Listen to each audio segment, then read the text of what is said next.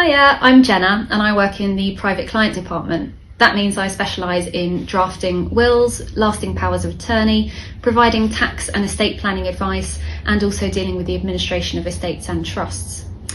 It's been a pretty busy year this year, as I'm sure you can imagine. The COVID-19 pandemic has brought into sharp focus the need to have your affairs in order.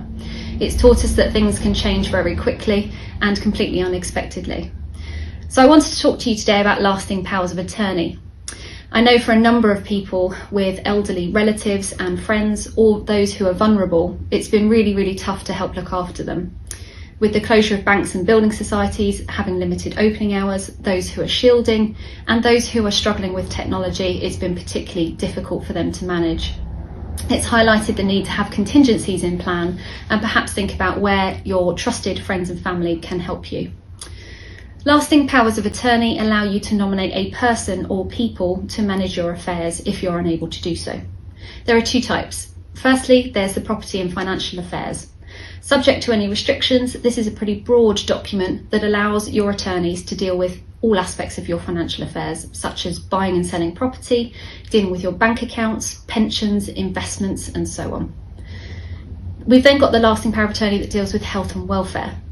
This allows attorneys to make medical decisions on your behalf, such as consenting to or refusing treatment.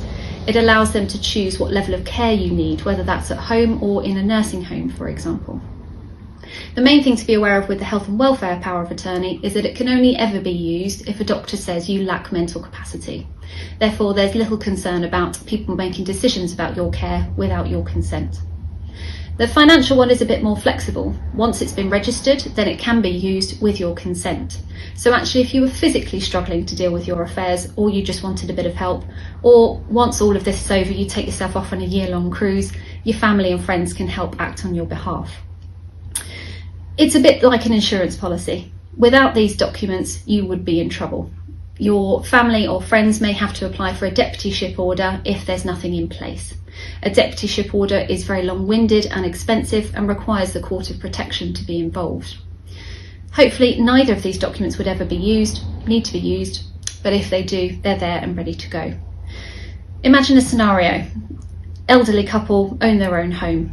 Let's say the husband develops advanced dementia and has to move into a care home. The elderly wife at home wants to downsize because the house is getting a bit too big for her.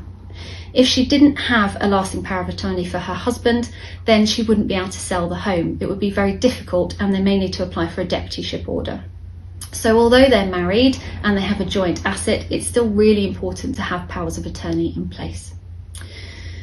Here at Downs, we can help you work through the whole process. We can deal with taking instructions, which we can do remotely nowadays if you're comfortable with that. And we will deal with all aspects of preparing the documents, organising for your attorneys to sign, and dealing with registration thereafter. So if you have any questions, please do let us know. Thank you.